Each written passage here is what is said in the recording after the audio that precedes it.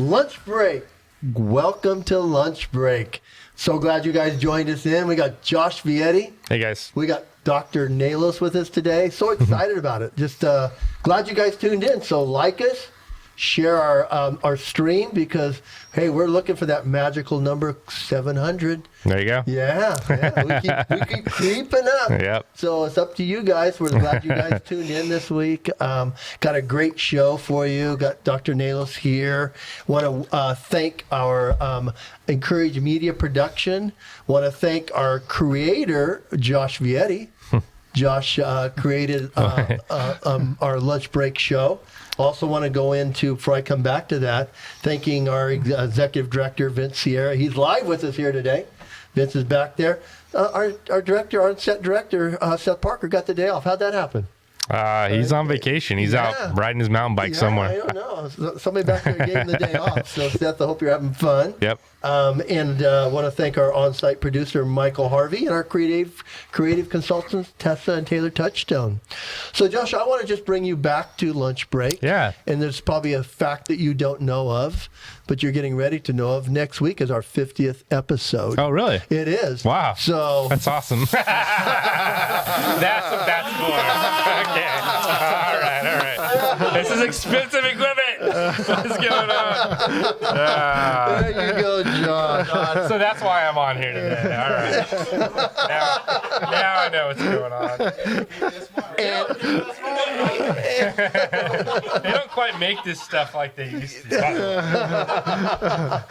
So we want to thank you, Josh, for coming up with this idea. At least it wasn't Gatorade. No, that was probably the first thought. There's some stuff in there that might help you. You said you needed energy, so I do. we got caffeine? you. Show us what we got thank there. God.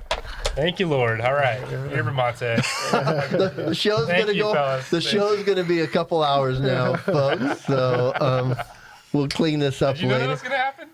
I don't know anything. Yeah, Peter knew. Hey, hey, Josh, we got a picture of the very first episode. What is today? Like the 47th episode? 49th. 49th. But I didn't think I could get you back next week. Yeah, probably not. And so, now. hey, check it out. Check it out, Josh.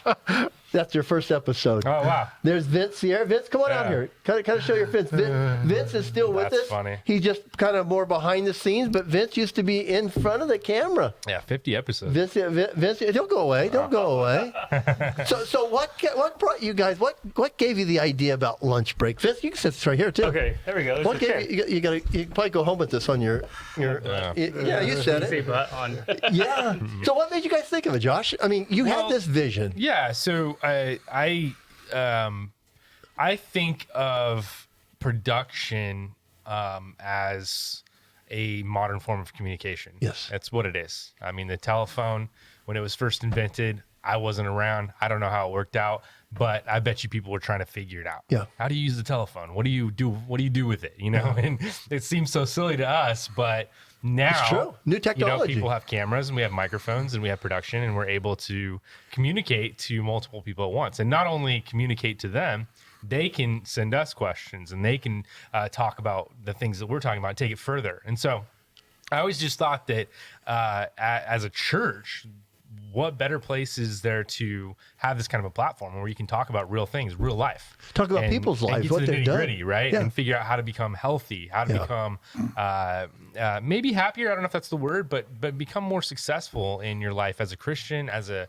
human being, as a person who's taking what God has given us today and passing it on to the next generation as well. And so, and also I think that my goal is always to get people not just to come and sit in a church service, that'd be great, but to be involved in the community and have relationships with people in the community. And that involves coming to church, but it also involves getting involved in a group. And so I think this is kind of like the first step, the first level to for a lot of people that they can just watch and tune in. I know there's a lot of people, we've talked about it, that don't go to church at all. They don't want to. Watching us today. And might be Better watching audience. today. Yes. And there's no judgment for us to you. I mean, if you don't want to go to church, we understand, maybe God will put that on your heart someday. But at this point, we're just glad you're here, that you're listening to what we're talking about, because you are a really important, vital part of the conversation. And if you aren't involved, then we're missing out. right? No matter who you are. I agree. really do believe that. I treat everyone like they are part of the church because they are, whether they believe it or not, right? And as the audience builds, Josh, and it's something you told me, because there isn't anything I'm doing here that Josh Vietti hadn't taught me. I mean, he told me about an idea 2 years ago, and we just ran off and started doing it. And he's got his friend Vince Sierra here, which, Vince, you've been on part of the Encourage Media team since day one. I feel bad stealing his mic. I'm stealing the doctor's mic. I'm really bad. I just didn't want to sound thing. Yeah, definitely. What Josh said, everything. And I think just, one of the things I think what's cool is everybody has a story. Yes, and that's one thing that you've done with Lunch Break is been able to tell everybody's story, which is really game changing, right? Being able to hear everybody's story back in, and I'm going to date you guys. I feel like I'm old too, though. When we first, I remember doing video of me, you, Mike Harvey, who's behind the camera. We'd go shoot skate videos. We didn't have an outlet, but we had a story to tell.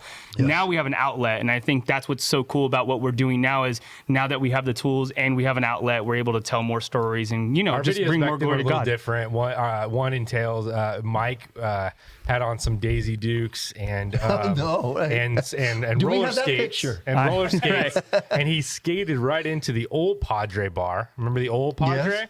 And skated right in with Daisy Dukes on, and roller skates, and on. They get beat up. And those guys all just stopped and went. It was like an old saloon that you walk into and you're not supposed to be there. They all turned around. Last night was Mike's 40th birthday party. Happy birthday! And so 40. He's the big 40. Now I'm aging him. And so his dad was there, and we used to film videos, and his dad would go with us. So his dad was probably like my age now, which is so weird to even think about, right? And I remember his dad wanted to get on the skateboard. I don't know if you were there. I remember, And his dad goes and takes like 3 steps, and this would have been gold on YouTube now. But he takes 3 pedals and just front flips over the board. Ate it so bad, and we're just dying laughing. But it made the skate video, and we ended up putting it in a video. But I told the story last night to his dad, and he's like, "Oh yeah, that was so much fun." But anyways, a long journey. This is 20 plus years in the making of doing video. I love it. Well, at 50 episodes, part of what we're doing is we're talking about our God Stories videos, which has your dad and a couple commentators, and I'm able to be on it with them. Yeah. We're going to drop that next month in October. That's exciting. So it is really very exciting. So the vision that you and Vince had is still going strong. Yeah. And I appreciate both you for launching and then allowing us to be participated in. Well, it's fun. I'm glad you guys are doing such a good job with it. Yep. Thank you guys. So hope you guys enjoyed that. You got to celebrate things. If you're out there, you got to take moments and celebrate these things because you never get another chance. And you guys know how I've felt about that. So moving right along, our show has a segment that we talk about, and it's called What's New. So we have our guest today, Peter Nalos. Peter, what is something about you that maybe our audience doesn't know? I mean, we know a lot about you, but, kind of drop maybe He's a heart surgeon, right? Yeah, I'm a cardiologist here in town since 87. Yeah. And did some training at Cedars in L.A. and then came up here, and God called me to San Joaquin Valley, absolutely, to come up and do new technology there. So I love that. That's one thing, yeah. We are so glad you're here, but share with us, or the audience, something that may not know. Yeah, well, my father, I think my father's Jewish and was Jewish, and it really brought the whole meaning of my whole life is based on what happened with him. And because in 1939, he was a Jewish boy in Czechoslovakia, had the bar mitzvah, whole family was Jewish, and in early April of 1939, he watched Adolf Hitler march into Prague and the Nazis. Wow. And it was a very sad day. He was like, "Dad, what are we going to do?" And his father was brilliant. He was wealthy, but everybody was panicking to try and get some form of an exit visa to get out of Czechoslovakia, because if he didn't, that was it, And so he was able to go, and he was put on a list, just like Schindler's List, but he wasn't in Prague. He had to go to some town a little bit farther out, and there was 4-hour wait, and the guy comes out and says, "Richard Nalos, are you still here?" "Yeah." "Okay, come in here," and he stamped all these documents. And right away, they went to the train station. The whole family begged to get out to Italy. The next morning, there's a knock on the door. The Nazis came and took the rest of the family to Theresienstadt camp, and then eventually to Auschwitz, and they were all gassed. They died. But your mom and dad were able to. Well, my dad wasn't. My dad was, and he emigrated, crossed the Atlantic in a boat with a huge storm. Right when they were sinking all these ships across the Atlantic, he made it. What an exciting story. And then he got to Canada. history. When he got to Canada, the whole family, at my grandfather's request, all got baptized. They wanted a certificate that we're Christians, and so that they wouldn't be persecuted, because they didn't know what was going to happen in the rest of the world. It was still 1940 by then. And so he met my mother, who was from Scotland, red hair. So I grew up in a Jewish Scottish home, but my father was a very devoted Christian. He became a Christian. So we're Messianic Jewish background. I love it. And did we have the pictures come up of I think it was your dad's passport? yeah, that's my father when he was 15 years old, his passport. And the next page, I think, shows you the swastika on the passport, So That makes it real, doesn't it? yeah, that was real. But the key to all of this is, I think God has such a plan that he had chosen my dad to survive and chosen me to survive, and I was on a list. And because of that, I absolutely feel dedicated, like even to Genesis 12:1, I'm a descendant of Abraham, and my job is to bless the people, and God's pointed to me to Africa. I know. What a great story. So I never, no matter what I've accomplished already, I don't care. I got to do more. I got to keep going. I got to do more. I got to be like Caleb, I'm 88 years old or whatever, and I'm going to still got my land to take.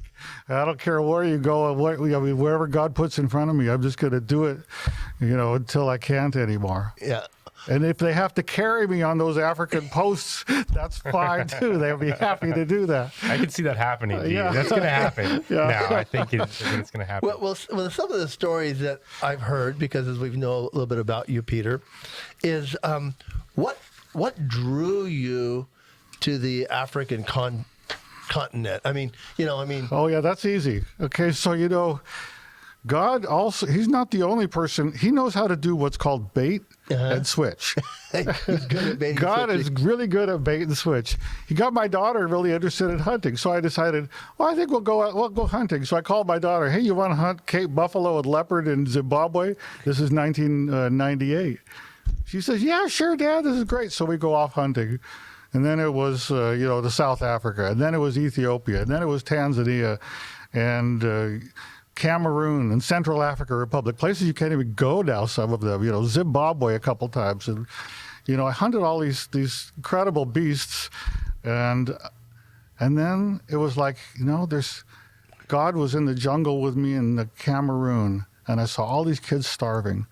And we were trying to do whatever we could, but we were on a hunting trip. And it was like he spoke to me just inside of me, just like very firmly saying, if you want to see my face, you're seeing it in the faces of these African children.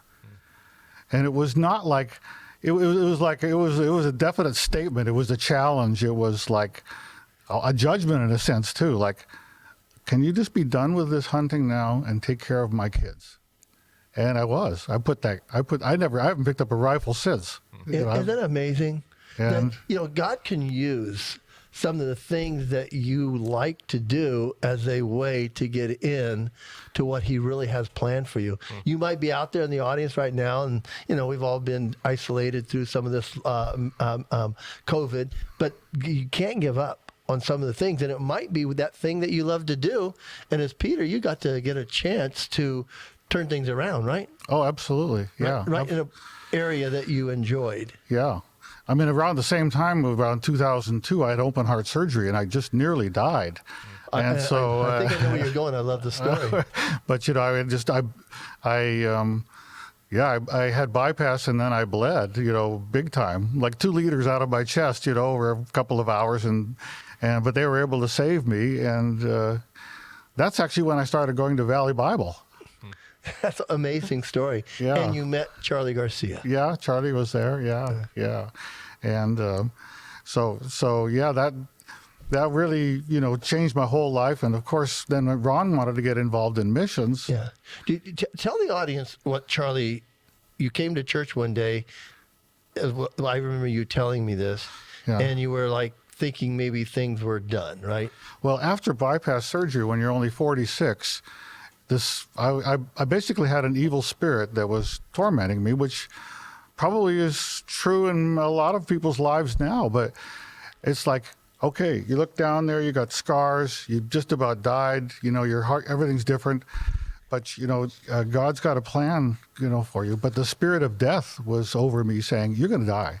You're going to die. And I think probably right now the spirit of death is all over Kern County in America where you're going to die or you're afraid or you have fear. Bringing doubt, confusion, despair. Yes. And those are the things that a lot of people may deal with out there. Yeah. And so it took somebody. Charlie was very well-esteemed, well-honored, elder in the church.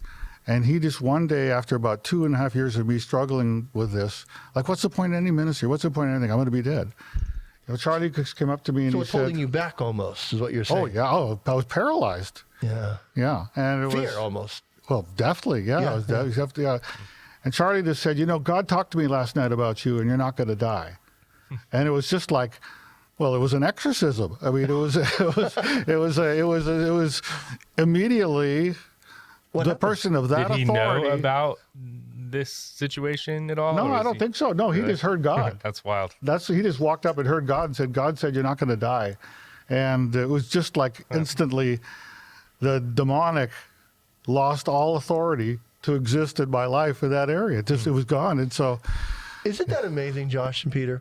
When you're talking about this, the Bible says that the power of life and death is in our tongue. Right. And as Charlie didn't know what was going through, but when he saw you, he spoke life into you that was just not there. yeah. And Charlie didn't do anything. The Holy Spirit was there that did that. Yeah. But I can imagine, and sometimes it's what we say. And sometimes we're hesitant, but the Bible says that everything that we say should be uplifting, should be beneficial for somebody's spiritual growth. And it sounds like Charlie just spoke something in life that Yeah. you took a hold of. Yeah. And then Ron wanted to do ministry in Africa. And he'd had an experience at a bookstore or something. Some big book of Africa dropped off the shelf in Las It did. Vegas. And But then I remember being in your house. Remember when you ran upstairs? yes. Explain that. I mean, because it's just these are powerful moments, and these are things that as we're out there, we're talking to you about it. That and I think one of the biggest things, Josh, I get out of you preaching, your dad preaching, is that you say something, and all of a sudden, people, Peter and myself, they grab onto it and say, I believe that. That's possible. So you may be out there, and somebody you're saying something from the pulpit. Something for that. You told me something one time, Josh, I'll never forget. You told me, Tom, no one's going to get mad at you for loving them too much. You remember when you said that? I don't. You But, don't. But I can say, I started thinking about it going, they won't. I mean, I love them too much. And that may be something that turns people around, Peter, just like that did you. yeah. And then this moment at your house, explain to what happened. So on a hunting trip in Ethiopia in 2005, I bought a beautiful, like a case that had a key in it. It looked like a key to me, but it was actually an Ethiopian cross. It was kind of a mixture of a key and a cross. Beautiful silver thing, and then a picture of a priest that was carved. So it was a beautiful thing to have. And I always looked at it like a key. Well, I went to a sermon, I don't know, about a week or two before, and God was saying, Matthew 16, Peter, I've given you the keys to the kingdom. And then we had a minister, Phil Walker, came over to our house, Yes. and he talked to us too about Valley Bible. I was there with you. Yeah, we were both in the living room, and Phil Walker, we was just talking to us about what ministries we could do in Ethiopia or in Africa. In Africa, I remember that. And then he specifically said, I'd like you to do something with pastors training. I'd like you to do ministry in Ethiopia. Now, Josh, this is me. I'm sitting there. All of a sudden, Peter jumps up and runs upstairs. And so Phil Walker and I are sitting there, and Phil used to be a guy you kind of down, and I'm going, well, that was interesting. I got to keep this conversation going on with the guy. And Peter's gone. And then he runs back downstairs. So I come downstairs with this big key in a case and said, I just made a declaration. God has given me the keys to the kingdom and the keys to Ethiopia. But Peter said that. And it was just like, we're done here. Where do I sign? And when do we? I better book a plane ticket. You know? So many people just see that stuff and they think this means nothing. This is just a thought in my head, or whatever. But when you start to follow, I think when you start to follow along and listen to the Spirit, like it works, and over time, and you learn to realize when it is and when it isn't Him, right? Versus just guessing all the time. I mean, when you start acting upon it, I think that's the big thing. Well, right? it's like the things building up to it. God had baited you and switched you, baited you over there hunting big game with your daughter, which is really cool stuff. It's being part of that. And then all of a sudden He switched you back around. But then when it came down to choose a ministry, God was already ahead of you there too. Yeah. Well, He's had this whole thing orchestrated even from the beginning of time, but in our family from the 1930s. Yeah. I'm going to choose this Jewish family I'm going to save them. I'm going to call them to ministry. And then and this is where it's really ironic, and I've called them to ministry for the people who believe in Islam. Yeah. And the people who are animated tribes and believe in ancestor worship and child sacrifice and all these other things. I've called this Jewish guy to do this kind of ministry in far Africa, but there's no way he's going to be comfortable doing it unless I take him there hunting first with a guide, and then he's okay. I've been there. Okay, I've seen these things. I've been charged by rhinos and lions, and okay, so I'm ready. I'm ready for a ministry. That's ministry training. God, I always tell people I think God's got a kind of a crooked smile. He'll he's laughing, man. He's standing up laughing. Think, yes. Yeah. Yeah, that means that. So Peter, kind of walk us through, because I think we have I think, start with that first trip. I know the first trip we went to, Pastor talks about it a lot, and we're going to be doing the God stories. He's going to include some of that in there. But, and I was letting you, one of the reasons exciting about today, Josh kicking off next week being our 50th episode, is that now our Encourage Corporation, Encourage Media specifically, one of the things that we're doing, we're launching our God's Story show in October, but our whole idea is going to be around supporting Peter in Ethiopia with his ministry, and also John L. Ward with Kicks for Kids. That's a vision you had last year, Josh, of being able to go out and help people. But one of the big things that we're going to do is if people want to support our Encourage Media Productions financially, we're given to Peter's ministry and a Kick for Kids, and hopefully others. It's cool to connect with the people that are on the boot, that have the boots on the ground, that are working hard, that need it's not just financial support. They need spiritual, emotional, friendship support. There's so many ways that you guys can sponsor them. Prayer. Right. I mean, everything, there's a lot of ways to partner. So there is. So, pretty cool. So that's part of this today's show is saying, hey, we're giving our content with video is taking our audience places like Ethiopia. So I remember when we went over to Ethiopia, Pastor Ron got sick and we had those moments, but I remember you kind of coming back going, that's not it. Well, you see, a number of things happened that I don't even know if I've ever told you this, but there was something profound that happened. We went to Ethiopia to two cities, Addis Ababa and Hawassa, to train pastors. Yes, we had a whole program with International Christian Ministries and format and all of that. And I remember at the seminary was where we have that, and we actually have our own seminary in Ethiopia now. Yeah. But at that seminary at lunchtime, I was very nervous because I was talking in front of all these people and pastors, and I'm a surgeon. I've got to talk to them about how to run their churches and this, and help them do all this stuff. And I was really nervous. And then Steve Maori, who's the international director of Christian ministries in all of Africa, who's a man of great authority over there, he saw me and he came up to me and I said, "Oh, Steve, I'm a little nervous about this. Can you just pray for me?" And nobody's there in this whole seminary, but we got the leader of all of Africa. And he grabs my shoulder and he starts to say, bless him, bless him. And then he starts to scream at the full as loud as he can. "And God give this man an apostolic anointing over all of Africa." And it was like, okay. And it was very similar to Reinhard Bonnke. Karen took me to Reinhard Bonnke Anaheim just for like some kind of a breakfast. And turns out it was an impartation, meeting or whatever. And Reinhard Bonnke, who's led like 65 million, not 1,000, million people in Africa to the Lord, he grabbed my head really hard with both hands and like a strong German accent. And he goes, "Power to preach the gospel in Africa." So I was like, and my head popped.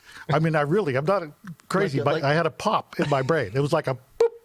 And I was staggering. And they were all taking bets to see if I'd fall or not. But I was absolutely reeling and staggering for 2 or 3 minutes. Then I looked over and saw my wife and her friends all laughing at me, not with me, at me. So I had all these precedents before I got to the ground. It was like crazy. God was preparing for you. Well, I one of the things I know is I think we have a picture. And as we kind of go through them, maybe you can just talk to us. The first one is the one with looks like Ethiopia. Yeah, this is a map of Ethiopia, which is a kind of close to the size of Texas. It's not a tiny country. It's about 800 something miles from one end to the other. And over a period from 2012 to date, we've put in like 45 schools all the way from the border of Somaliland to where that blue arrow is, which is the border of Sudan. Now, when you say put in schools, explain to our audience and us, what does that mean, putting in a school? Well, what we do is we work with a local church, and we have a leader over there who does everything. And he even organized all the ICM conferences. And his name is Geza. And he will I will tell him, this is the region I want to work in. And then he'll go to the churches and they'll say, okay, this church has so many children and they have outreach for other children. And we're going to build a Christian school for 3-level grades there. And then the church supports it with their children. Plus, they have to agree that they're going to let local Muslim children or whatever. We don't care what their religion is. We just want them to come in. It's true. And so show them love. And they get proper education. It's not religious education. It's science and math and Because the English teachers are trained. Yes, and then we give them educational materials and so we've done that at like 45 places across Ethiopia. But the thing that's really interesting. Is that we started work in the tribal areas because God called me in the tribal areas in 2005. Which isn't necessarily safe. My leaders he went and called in all of the leaders for the South Omo tribe area and said, we're working in this area. They said, no, we're not. And he absolutely put his foot down. He says, Dr. Peter has the anointing. He has called us to do this. We must do this. And I actually wanted to go back to where I hunted. Uh-huh. And there's like 19 tribes, and we're working with 13 of them right now. It's amazing because I remember you told me one day that you didn't want Pastor Ron and I to go there because I had young children and he had grandkids. Oh, I don't want any. Yeah, I mean, we got a little motel room, and Karen was in one room, and all of a sudden she's only in the room for like 3 seconds, and she's screaming.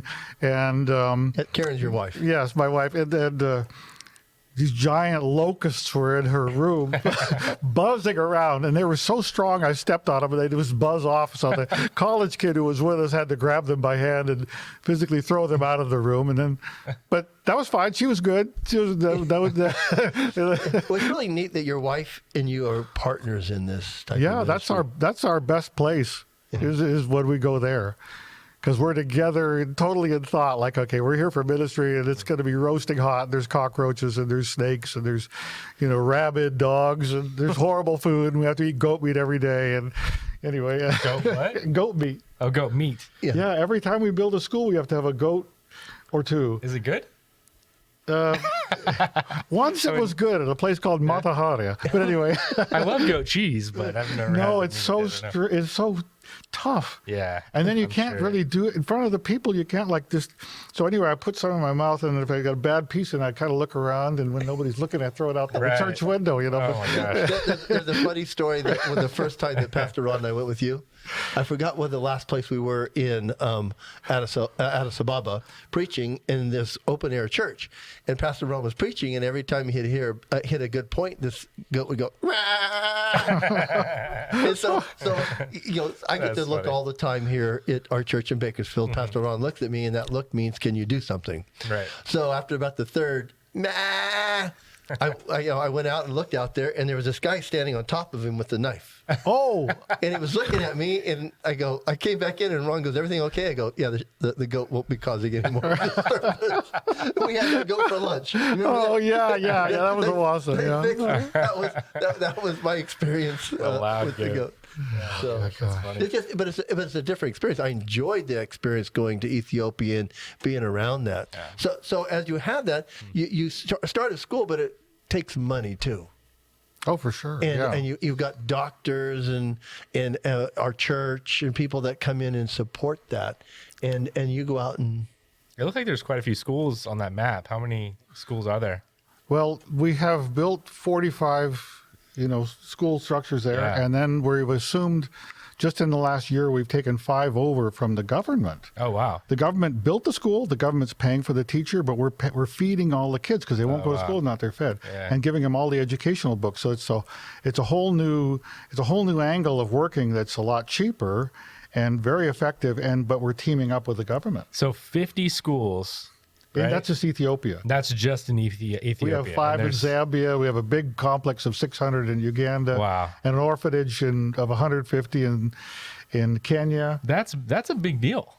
Huge. You know, I mean, the fact that you just started working, you don't brag about this stuff enough. I mean, you need to brag on what God has done, right? Not necessarily what Dr. Nalos has done. We can brag about him, but what God has done over there and through you and through the people that are connected. Yeah, So, I think this is really important cool, man. for the audience to keep hearing is God chooses to use people. yeah, People Yes. like you, yeah. Josh, Peter, like me. He chooses to use us, and I've always thought that's kind of a weak program, because we're following, we're not always the most reliable people Right. that God has, but He chooses to use people to pull off things big. I mean, that's why I'm amazed, Peter, at the things that you've been able to accomplish with just vision that God gave to you, and then you kept going out and doing it. I love the story that I've heard you share with me about the orphanages that the Ethiopian government allowed you to do at the prisons. Oh, that's an amazing thing. We went into prison to do ministry, and we had an amazing day of one day we had like 80-some salvations, all Muslim prison. But we also have women in prison, and then the women, when a typical prison will be 2,000 people, and 100 of them will be women, and there'll be 60 kids. And I found out there's no education for the kids. Now, Because they basically go to prison with their mom, right, they have to go to prison with their mother. which probably doesn't make for a great upbringing, right? Right. Yeah. Exactly. Yeah. So we built schools there for the children in about 3 or 4 prisons, and we have teachers and everything. We support all of that so that the kids can get an education. It's a very unique ministry. And the government asked you to do that. Yeah. Well, I would go to the warden. The warden would specifically ask, "Can you do this? Build a school for these children?" What was your response to that? Well, at first, my response, my leader and my response was, "No, we're not. This isn't our calling." And so we left and said, "Well, we'll talk about it," but we weren't going to do it.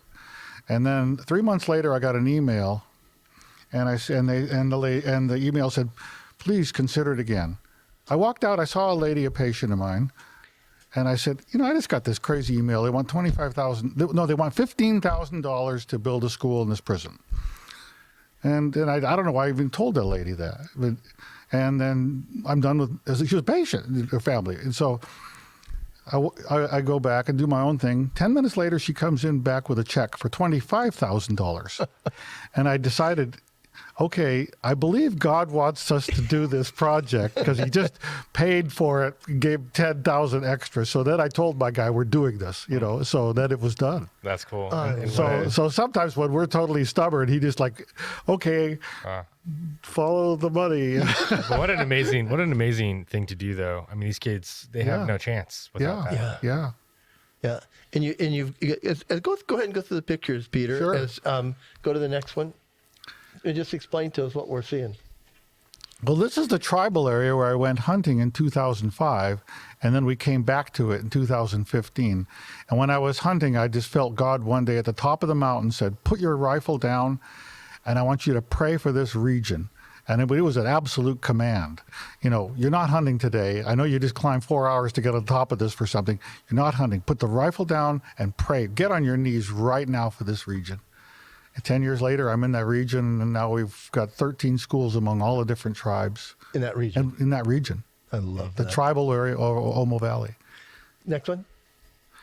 Oh, this is actually a fascinating thing because this happened at Christmas. These are children in a Kenya orphanage that their leader here in Bakersfield passed away, and we took over that orphanage and 150 children there, and we just did so many things to transform it. They were in a horrible place. We got them a place with clean water, mattresses. We bought shoes. We bought all kinds of things to do that. But it was a decision on Christmas Eve. Okay, Peter, you got 3,500 children in Africa already. But I told the Lord I want more. And so he put it on me. Okay, Christmas Eve, here's 150. You want them? I said, I want them. And then I called Ron, because anytime I do something new, I want to talk to Pastor Ron about it, just because he's my authority. Yeah. And I want him to say, do you bless this? You know, is this okay? Well, he didn't just bless it. He says, no, I want it. I said, well, okay, well, let's split it. Okay, so the Valley Bible got, you know, neither Ron and I, you know, I mean, we both just knew that we had to do this for God. And there's been issues there. There's been conflict. There's been things, but it's really perfect now, and it's we're really helping these kids. I love it. Go to the next one. This is Uganda, and this is an amazing thing because my leader in Ethiopia went to Uganda. And he says, there's Edmund is there. He's a wonderful guy. He's working on the inner cities, but he's got hundreds of children that are orphans in the inner city. And he wants to educate them and put a whole complex out about an hour away. And so we built a couple of schools. And then he said, we only need one more thing to get this orphanage and this whole school complex done, and the government will approve it. We need a big multi-purpose room, like really big, like 150 long by 40 feet, you know.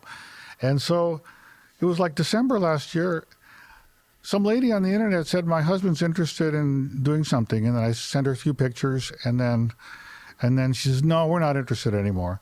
And then about December 15th, he calls me back. Yeah, I was going to do something, but it fell through. I'd like to write you a check, whatever you need over there. So I said, sure. So he FedExed me a check for $40,000. So I built this and finished the whole thing. Isn't it amazing that God gives you resources that you don't have till there's a need for it, right? Yeah. I mean, this is crazy. I mean, this is the only good story you'll ever hear of somebody met a woman on the internet. And incredible ministry comes from that. I just still never even met those people. I love that. That's funny. That's really funny. That's funny. Now, this is Zambia, which is a completely unusual situation. Now, Valley Bible Las Vegas has a big school that they work with in the capital city, Lusaka. Well, my son-in-law went to Zambia 5 hours north of Lusaka, and he did a whole documentary on the tribes. And when he said, these kids don't have anything, they have a little shack for school, I said, okay, well, let's build them schools. So we ended up, over a couple of years, we built 5 schools. In Zambia. In Zambia. And we've got, 600 children there. We've got teachers we pay for. And the British... Isn't that amazing, John? Yeah, it's when you really hear it? The people who are running the program are British hunters for 3 generations, but they love the people. They put in fish farms, they put in schools, they did crops, they irrigation. They've done all these things.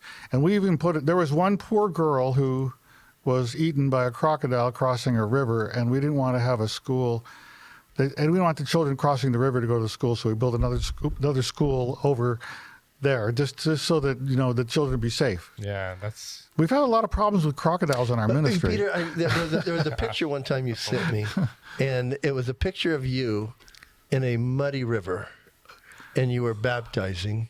I won't tell them what you're wearing, and you were shirtless, and I think you probably had underwear on, right? Yeah, whitey tighties. Well, you're actually part of the reason that happened. You don't know about this, but you did a baptism at the Cal State. Yes. And I was there about a year beforehand. And so you said, hey, Peter, just come on over, because I was just hanging around. He said, come on out. And I was watching the baptism here in Bakersfield. And I just felt the Lord say, you're going to do this on your next trip. So I love these stories. So I tried to But it was a deep feeling. It was, oh, I know this God. We're done. I know it's God. But then I started getting ahead of God. I said, well, hey, let's call these guys over there and see if there's any new Christians I can baptize. We'll do this. Well, the whole thing fell through. Nothing. So we decided, so we go all the way out to the farthest dot on that map of Ethiopia, the border of Sudan, and the muddy river called the Omo River. And we, let's just have our own Bible study.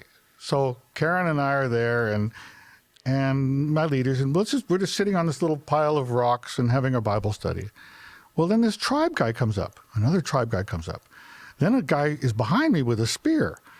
And Sharon Saints stood up like, I'm watching you. I'm from East High. I can take you. So he came. He put his spear down and came. Then we had like 10 people there. And I was just doing a little Bible study on like Psalm 37:4 about God's desires on your heart. Well, I don't know if in ministry you ever have this happen, but my wife elbowed me. And my wife elbowed me. Yeah, she says, Peter, make us an evangelistic talk. Stop, change it. So I changed the whole topic. And, they were reading the Bible, and they were very peaceful, and they were very happy. And then at the end, I said, does anybody want to accept Jesus? All 10 of them said, I want to accept Jesus. I mean, this is like dropped in my lap right next to the Omo River. So then it was like, well, we were supposed to baptize. So we got in there, and we went in and we baptized the 10 people in this kind of muddy river. And I actually got stuck. I was out there 30 feet, and I was sinking in the mud. It was like quicksand, really. And they got in and out quickly, and I was going down and down. And there was a piece of rebar sticking out 15 feet, and this guy reached and pulled me out of the water. I'm not sure if I lost a shoe or not, but I was. So you're like our very own Indiana Jones. Yeah. Well, I was thinking about it because there was a guy in the back of the picture, and Peter said that guy's watching for the crocodiles. Well, no, there was, I'll tell you something, Tom. There's no doubt about this. I don't care if the entire bank on the other side was full of crocodiles like a Tarzan movie. I'm going in there and I'm doing this. I am not going to be stopped. I don't care about you crocodiles. I'm doing baptism today. This was promised a year ago. This is fulfillment, and we're going to do this. And you love it. Now you got to remember he had given up on life because he felt he was going to die. Yeah. And God's word came in, and you have all this life. Go to the next picture. Well, this is a very unique thing we did. We built a farm in our Kenya orphanage so that we could make it someday that we can, feed the kids from the farms who don't have to spend so much on food. But, because we've spent like $2,500 a month just to feed 150 kids. Because when we came there, they weren't being fed well. So we give them 3 full meals. And so we really, really, really, and the kids were sick all the time. And the lady says, the kids aren't sick anymore. And even the HIV kids, there's 40 HIV kids, and we had a wonderful donation for their medicine this year. And but we built this farm so that we could help supplement their food. And we got a bunch of animals too. We bought 2 properties. Yeah. For cows and milk. What and happened to the everything. cows just last week or 2 weeks ago? Don't know about that. Yeah, you sent us pictures, and you said, that was in Uganda. That there's people were stealing some of the animals, and in Uganda, and they caught them. Yeah. And they caught the guys, and so the guys went to jail, and there were like 3 people from Islam, and then they decided that they would accept Jesus if Edward would let them out. So, this one I had nothing to do with this one, but it was very interesting. I remember you were telling me. Bribery. And this is a great picture. you've started a seminary over there. We had Valley Bible covers this whole seminary. Yes. So we have a seminary we started over there. This is our 2nd graduation, and we brought Mike Maggard to join us, and Karen and I. And I actually have a medical degree, so I have this outfit with all kinds of hoods and emblems and everything, so it was pretty funny. But anyway, we were able to anoint and pray for all the graduates, and Mike gave a nice message, a sermon message. But now they've done something even more because of, right now we have 71 in school, but they've done something on the internet. And so now they've opened up the program for seminary on the internet for Ethiopians across the world.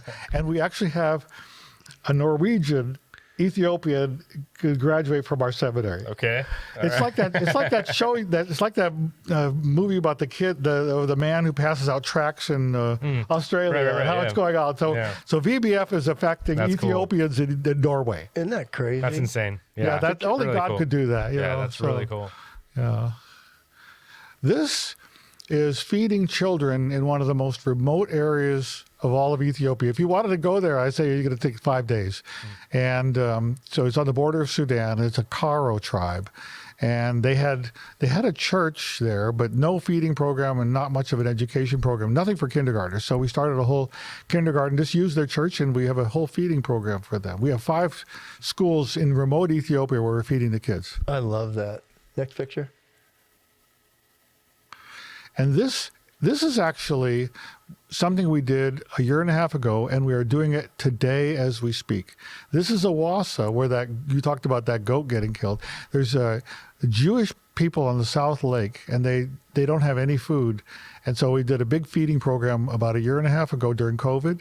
And then now we're doing it actually just the last 2 days. They're having a big feeding program. So I've got the similar pictures already. So, VBF is just feeding so many people during COVID in Africa. People don't know about Uganda, this. Yeah, they don't. South Africa, Uganda, Ethiopia.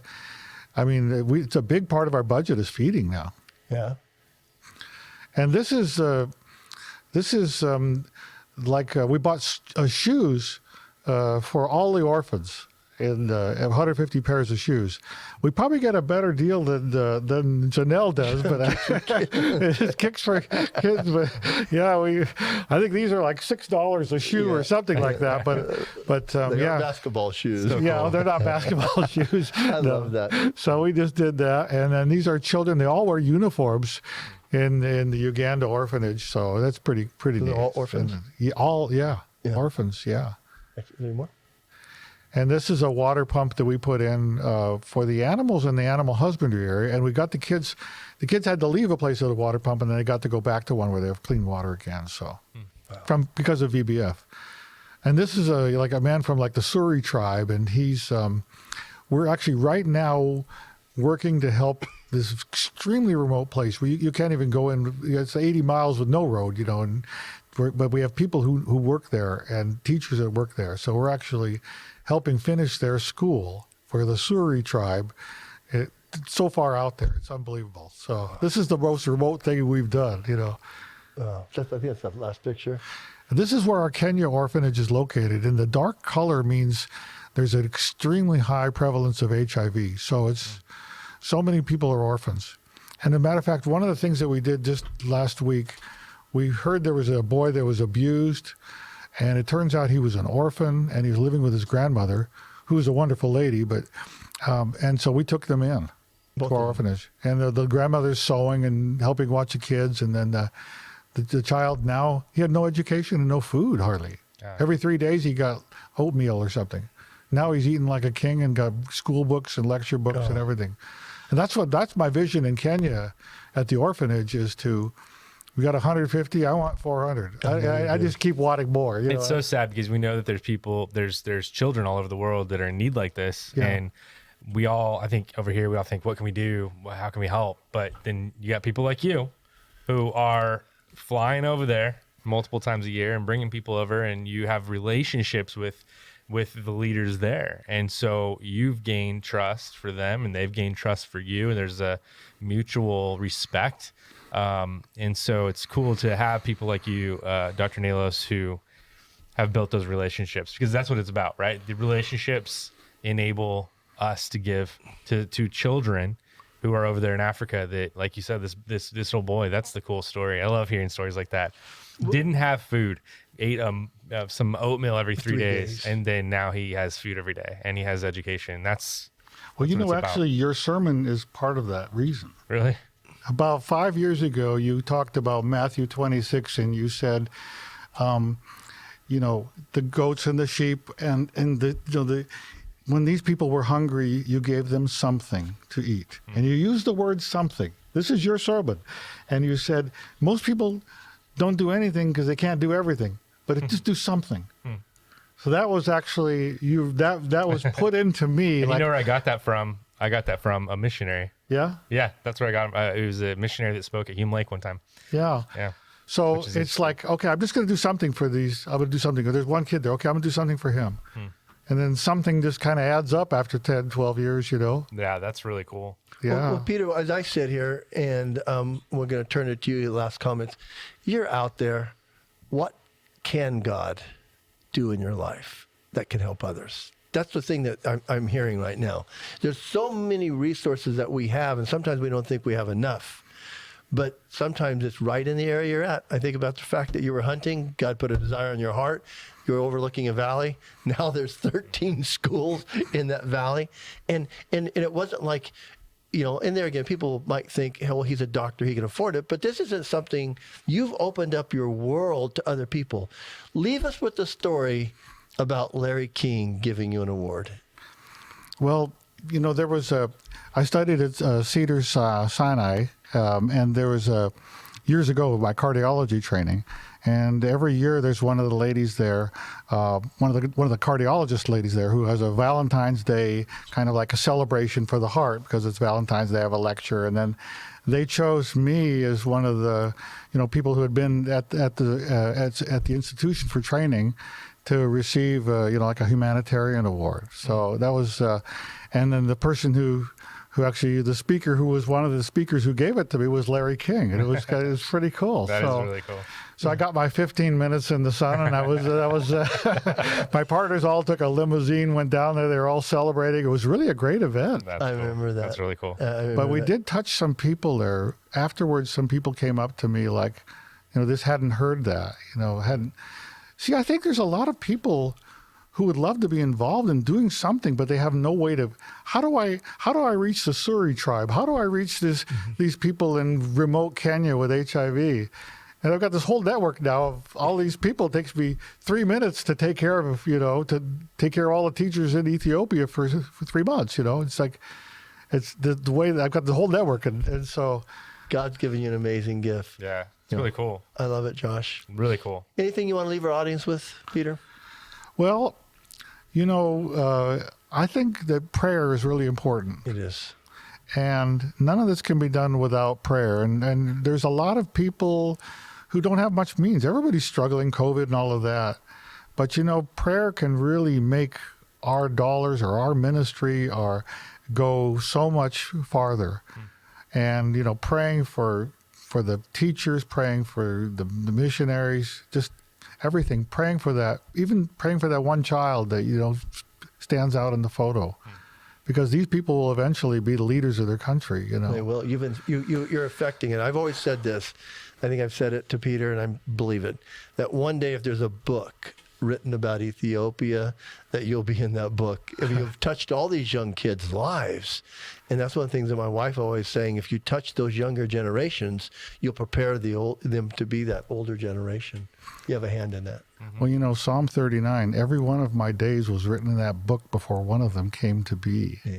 I love it. God did that. That's his whole plan for my life, went back into the 30s. I love it. And it's all been, the book's been written. Yeah. We got to live it out. So wild. Yeah, I love what you're doing. Keep it up. Yes, keep this thank man you. in prayer. Keep his team in prayer. Hey, I know Keep our show was Ethiopia long in today, prayer. but it was worth it. Yeah, Josh, it was. It was thank you for coming. Absolutely. Anytime. Thank you again for getting the vision for Well, it's just nice to have a platform to talk It is. about these things that are It is. important. We want to thank So, Vince Sierra, our corporate producer, of course, Seth Parker, who is not here, but he's out enjoying It's called himself. vacation shaming, it is, Tom. It is. And then Michael Harvey is always great to have.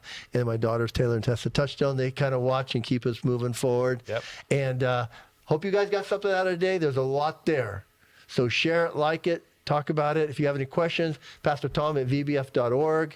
I'm Josh Vietti, Facebook. I don't even know what my handle is. And how they get a hold of you, Peter. pnalos@gmail.com. Right on. So you guys have a great day. Thank you for tuning in. See you guys.